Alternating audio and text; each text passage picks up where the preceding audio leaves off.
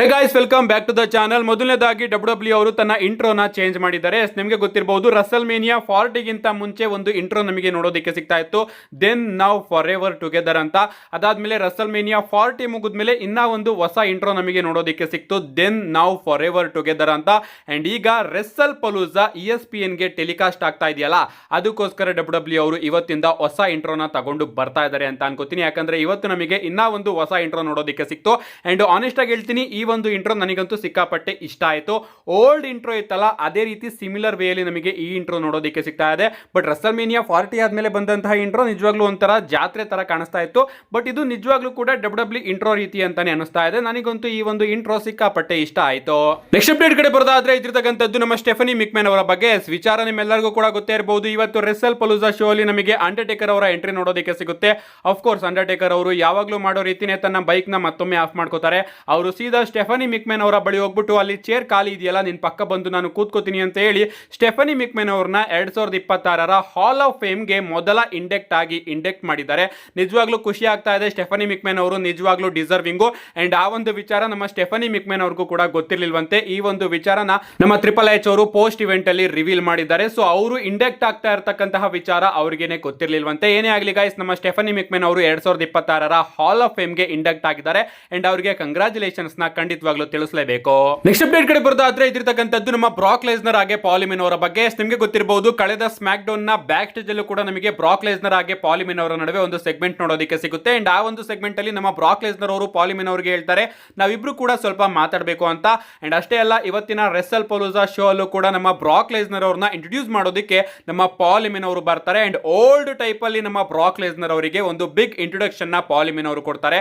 ಅಷ್ಟೇ ಅಲ್ಲ, ಆ ಮ್ಯಾಚ್ ಎಲ್ಲ ಮುಗಿದ್ಮೇಲೆ ನಮ್ಮ ಪಾಲಿಮಿನ್ ಅವರ ಕಡೆಯಿಂದ ಒಂದು ಟ್ವೀಟ್ ನ ಕೂಡ ನೀವು ನೋಡ್ತಾ ಇರಬಹುದು. I am an oracle the night after Brock Lesnar conquered the streak. I told you Brock Lesnar is not here to put smile on some people's faces. Brock Lesnar is here to put tears in the eyes of children ಅಂತ ನಮ್ಮ ಪಾಲಿಮಿನ್ ಅವರು ಒಂದು tweet ನ ಮಾಡಿದ್ದಾರೆ.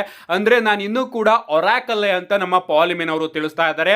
But guys, story 100% continue ಆಗೇ ಆಗುತ್ತೆ. ನಮ್ಮ ಪಾಲಿಮಿನ್ ಅವರು ಬ್ರಾಕ್ ಲೆಸ್ನರ್ ಅವರ ಜೊತೆ ಲಿಂಕ್ ಇಟ್ಕೊಂಡಿರ್ತಾರೆ. ಅಂಡ್ ಪ್ರಾಬಬ್ಲಿ ಬ್ರಾಕ್ ಲೆಸ್ನರ್ ಅವರು ಸೆತ್ ರೋಲಿನ್ಸ್ ಅವರ ವಾರ್ ಗೇಮ್ ಟೀಮ್ ನು ಕೂಡ ಜಾಯ್ನ್ ಆಗಬಹುದು. ಅಂಡ್ ರೀಸೆಂಟ್ ಆಗಿ ಇಂಟರ್ನೆಟ್ ಅಲ್ಲಿ ಈ ಒಂದು ವಾರ್ ಗೇಮ್ ಮ್ಯಾಚ್ ಕಾರ್ಡ್ ನ ನಾನು ನೋಡಿದೆ. ನೀವು ಇಲ್ಲಿ ನೋಡ್ತಾ ಇರಬಹುದು, ಸೆತ್ ರೋಲಿನ್ಸ್ ಅವರ ಫ್ಯಾಕ್ಷನ್ ಇದೆಯಲ್ಲ, Vision, Seth Rollins, Bron Breakker ಹಾಗೆ ಬ್ರಾನ್ಸನ್ ರೇಡ್, ಆ ಒಂದು ಫ್ಯಾಕ್ಷನ್ ಗೆ ಇನ್ನ ಇಬ್ಬರು ಎಕ್ಸ್ಟ್ರಾ ಮೆಂಬರ್ ಆಗಿ ಡ್ರೂ ಮ್ಯಾಕೆಂಟೈರ್ ಹಾಗೆ ಬ್ರಾಕ್ ಲೆಸ್ನರ್ ಅವರು ಜಾಯ್ನ್ ಆಗಿದ್ದಾರೆ.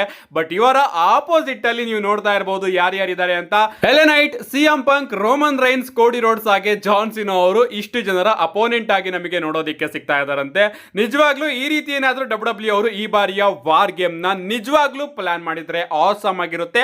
ಅಂಡ್ ಒಂದು 99% ಕನ್ಫರ್ಮ್ ಅಂತ ಅನ್ಕೋತೀನಿ, ನಮ್ಮ ಸೆತ್ ರೋಲಿನ್ಸ್ ಅವರ ಫ್ಯಾಕ್ಷನ್ ಏನಾದ್ರೂ ವಾರ್ ಗೇಮ್ ಅಲ್ಲಿ ನಮಗೆ ನೋಡೋದಕ್ಕೆ ಸಿಕ್ಕಿದ್ರೆ 100% ನಮ್ಮ ಪಾಲಿಮಿನ್ ಅವರು ಬ್ರಾಕ್ ಲೆಸ್ನರ್ ಅವ್ರನ್ನ ಸೆತ್ ರೋಲಿನ್ಸ್ ಅವರ ಜೊತೆ ಇಳಿಸ್ತಾರೆ. ಸೊ ವಾರ್ ಗೇಮ್ ಅಲ್ಲಿ ಅದು ಕೂಡ ಬೀಸ್ಟ್ ಬ್ರಾಕ್ ಲೆಸ್ನರ್ ಅವರು ಸ್ಟೀಲ್ ಕೇಜ್ ಒಳಗಡೆ ನಿಜವಾಗ್ಲೂ ಇಂಪ್ರೆಸಿವ್ ಆಗಿರುತ್ತೆ ಅವರನ್ನ ನೋಡೋದಕ್ಕೆ. ನೆಕ್ಸ್ಟ್ ಅಂಡ್ ಫೈನಲ್ ಅಪ್ಡೇಟ್ ಕಡೆ ಬರೋದಾದ್ರೆ, ಇದ್ದಿರ್ತಕ್ಕಂಥದ್ದು ಕ್ರೌನ್ ಜ್ಯುವೆಲ್ ಚಾಂಪಿಯನ್ಶಿಪ್ ಗಳ ಬಗ್ಗೆ. ನಿಮಗೆ ಗೊತ್ತಿರಬಹುದು, ರೀಸೆಂಟ್ ಆಗಿ ಒಂದು ಅಪ್ಡೇಟ್ ವಿಡಿಯೋದಲ್ಲಿ ನಾನು ನಿಮಗೆ ತಿಳಿಸಿದ್ದೆ, ಈ ಬಾರಿಯ ಕ್ರೌನ್ ಜ್ಯುವೆಲ್ ನಮಗೆ ಸೌದಿ ಅರೇಬಿಯಾದಲ್ಲಿ ನೋಡೋದಕ್ಕೆ ಸಿಗ್ತಾ ಇಲ್ಲ, ಬದಲಿಗೆ ಆಸ್ಟ್ರೇಲಿಯಾದಲ್ಲಿ ನೋಡೋದಕ್ಕೆ ಸಿಗ್ತಾ ಇದೆ. ಅದರಿಂದ ಡಬ್ಲ್ಯೂ ಅವರು ಪ್ರಾಬಬ್ಲಿ ಆ ಒಂದು ಕ್ರೌನ್ ಜ್ಯುವೆಲ್ ಚಾಂಪಿಯನ್ಶಿಪ್ ನ ಓದ್ಸತಿ ಏನು ಇಂಟ್ರೊಡ್ಯೂಸ್ ಮಾಡಿದ್ರು ಅದನ್ನ ಈ ಬಾರಿ ತಗೊಂಡು ಬರೋದಿಲ್ಲ ಅಂತ ಅಪ್ಡೇಟ್ ಗಳು ಬಂದಿತ್ತು. ಬಟ್ ಇವತ್ತಿನ ರೆಸಲ್ ಪಲೂಸಾ ಇವೆಂಟ್ ಅಲ್ಲಿ ನಮ್ಮ ಮೈಕಲ್ ಕೋಲ್ ಅವರು ಅಫಿಷಿಯಲ್ ಆಗಿ ಅನೌನ್ಸ್ ಮಾಡ್ತಾರೆ, crown jewel premium live event ಅಲ್ಲಿ ಕ್ರೌನ್ ಜ್ಯುವೆಲ್ ಚಾಂಪಿಯನ್ಶಿಪ್ ಗಳು ಕೂಡ ನೋಡೋದಕ್ಕೆ ಸಿಗುತ್ತೆ ಅಂತ. ಅಂಡ್ ನಮ್ಮ ಟ್ರಿಪಲ್ ಎಚ್ ಅವರು ಕೂಡ ಈಗಾಗಲೇ ಅಫಿಷಿಯಲ್ ಆಗಿ ಕೋಡಿ ರೋಡ್ಸ್ ಹಾಗೆ ಸೆತ್ ಫ್ರೀಕಿನ್ ರಾಲಿನ್ಸ್ ಅವರ ನಡುವೆ ಕ್ರೌನ್ ಜ್ಯುವೆಲ್ ಚಾಂಪಿಯನ್ಶಿಪ್ ಗೆ ಮ್ಯಾಚ್ ನ ಕನ್ಫರ್ಮ್ ಮಾಡಿದ್ದಾರೆ ಪೋಸ್ಟ್ ಇವೆಂಟ್ ಅಲ್ಲಿ. ಅಷ್ಟೇ ಅಲ್ಲ, ಪೋಸ್ಟ್ ಇವೆಂಟ್ ಅಲ್ಲಿ ನಮ್ಮ ಕೋಡಿ ರೋಡ್ಸ್ ಅವರು ಬರ್ತಾರೆ. ಅಂಡ್ ಅವರು ಹೋಗ್ಬೇಕಾದ್ರೆ ನಮ್ಮ ಸೆತ್ ಫ್ರೀಕಿನ್ ರಾಲಿನ್ಸ್ ಅವರು ಬಂದು ಕೋಡಿ ರೋಡ್ಸ್ ಅವರ ಮುಂದೆ ನಿಂತ್ಕೋತಾರೆ. ಸೊ ಇವರಿಬ್ಬರ ಮ್ಯಾಚ್ ಈಗ ನಮಗೆ ಕ್ರೌನ್ ಜ್ಯುವೆಲ್ ಅಲ್ಲಿ ನೋಡೋದಕ್ಕೆ ಸಿಗ್ತಾ ಇದೆ. ಐಡಿಯಾ ನಿಜವಾಗ್ಲೂ ಚೆನ್ನಾಗಿದೆ. ವರ್ಲ್ಡ್ ಹೆವಿವೇಟ್ ಚಾಂಪಿಯನ್ ಹಾಗೆ ಡಬ್ಲ್ಯೂ ಅನ್ಡಿಸ್ಪ್ಯೂಟೆಡ್ ಚಾಂಪಿಯನ್ ನಡುವೆ ಕ್ರೌನ್ ಜ್ಯುವೆಲ್ ಚಾಂಪಿಯನ್ಶಿಪ್ ಗೆ ಒಂದು ಮ್ಯಾಚ್ ಆಗುತ್ತೆ. ಅಂಡ್ ಇದರಿಂದ ನಮಗೆ ಸೆತ್ ರಾಲಿನ್ಸ್ ಹಾಗೆ ಕೋಡಿ ರೋಡ್ಸ್ ಅವರ ನಡುವೆ ಇನ್ನೊಮ್ಮೆ ಮ್ಯಾಚ್ ನೋಡೋದಕ್ಕೆ ಸಿಗ್ತಾ ಇದೆ ಕ್ರೌನ್ ಜ್ಯುವೆಲ್ ಅಲ್ಲಿ. ನಾನಂತೂ ಸಿಕ್ಕಾಪಟ್ಟೆ ಎಕ್ಸೈಟೆಡ್ ಆಗಿದ್ದೀನಿ. ಬಟ್ ಒಂದು ರಿಕ್ವೆಸ್ಟ್ ಏನಪ್ಪಾ ಅಂದ್ರೆ, ಈ ರೆಸಲ್ ಪಲೂಸಾನ ಹಾಳು ಮಾಡ್ದಂಗೆ ಕ್ರೌನ್ ಜ್ಯುವೆಲ್ ನ ಹಾಳು ಮಾಡದೇ ಇರಲಿ ಅಂತ ಕೇಳ್ಕೊತೀನಿ. ನಿಮ್ಗೆ ಅನ್ಸುತ್ತೆ ಇದ್ರ ಬಗ್ಗೆ ನಿಮ್ಮ ಅನಿಸಿಕೆನ ಕಮೆಂಟ್ ಮಾಡಿ ಅಂತ ಹೇಳ್ತಾ, see you guys in my next video.